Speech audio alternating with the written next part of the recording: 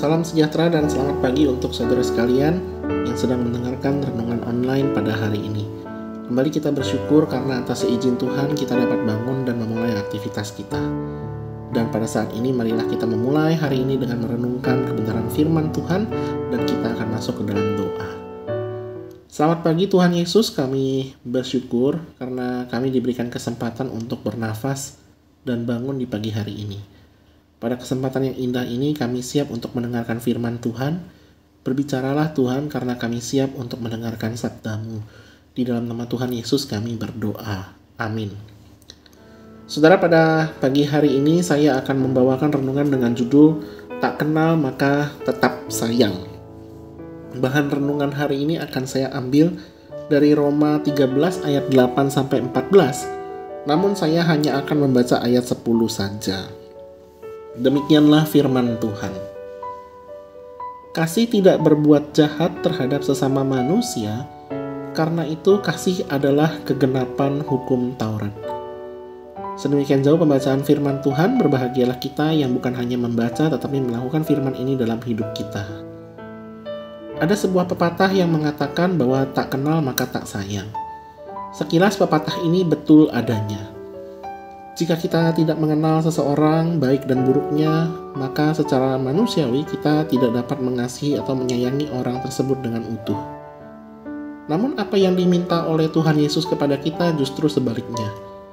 Sekalipun kita tidak mengenal orang tersebut, maka kita tetap harus mengasihi dan menyayangi orang tersebut sama seperti kita mengasihi diri sendiri. Setelah panjang lebar kita mendengarkan setiap hari renungan di dalam pendalaman tentang surat Roma ini, maka kita harus memiliki kesimpulan final, yaitu sebagai orang Kristen, kita perlu membagikan kasih. Hal ini dikatakan Paulus karena semua hukum Taurat itu terangkum dalam satu kata, yaitu kasih. Dan Kristus adalah kegenapan hukum Taurat yang datang ke dunia untuk menebus manusia dari hutang dosa karena kasih Allah kepada kita. Kristus tidak memandang apa jasa kita atau keuntungan apa yang dapat ditarik dari kita ketika ia disalibkan bagi kita semua. Justru dalam Roma 5 ayat yang ke-10, Kristus mati di atas kayu salib, bahkan sewaktu kita masih menjadi seteru atau musuhnya. Hal inilah yang sebenarnya menjadi sebuah obligasi atau kewajiban bagi kita yang mengaku sebagai murid-murid Kristus untuk mengasihi sesama kita. Dan secara jelas dikatakan di Roma 13 ayat 10 yang tadi sudah kita baca di awal, bahwa kasih tidak berbuat jahat kepada sesama manusia. Memang saudara, ketika seseorang berbuat jahat kepada kita, adalah lebih mudah bagi kita membalas perlakuan orang tersebut. Hal ini dikarenakan bahwa orang yang berbuat jahat tersebut telah merugikan diri kita. Namun Tuhan menghendaki bahwa kita tetap mengasihi orang-orang yang demikian.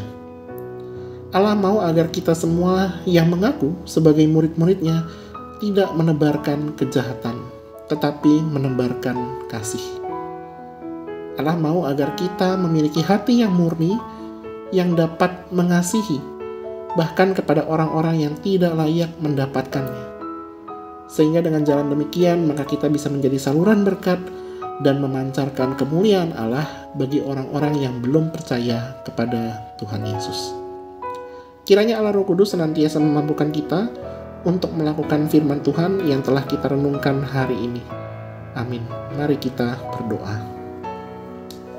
Tuhan, memang tidak mudah ketika kami harus mengasihi orang-orang yang telah menyakiti kami. Tetapi kami tahu itu bukanlah sebuah hal yang mustahil, karena Allah Roh Kudus yang memampukan kami agar kami dapat mengasihi dengan lebih sungguh lagi. Mampukanlah kami, ya Tuhan. Dan tolonglah kami juga pada hari ini, agar kiranya di dalam sepanjang aktivitas kami mendapatkan perkenanan serta pimpinan-Mu. Kiranya Tuhan yang selalu menjaga kami di dalam setiap langkah kehidupan kami. Karena sesungguhnya setiap saat, setiap waktu, kami membutuhkan Tuhan. Terima kasih Tuhan. Di dalam nama Tuhan Yesus Kristus kami berdoa. Amin.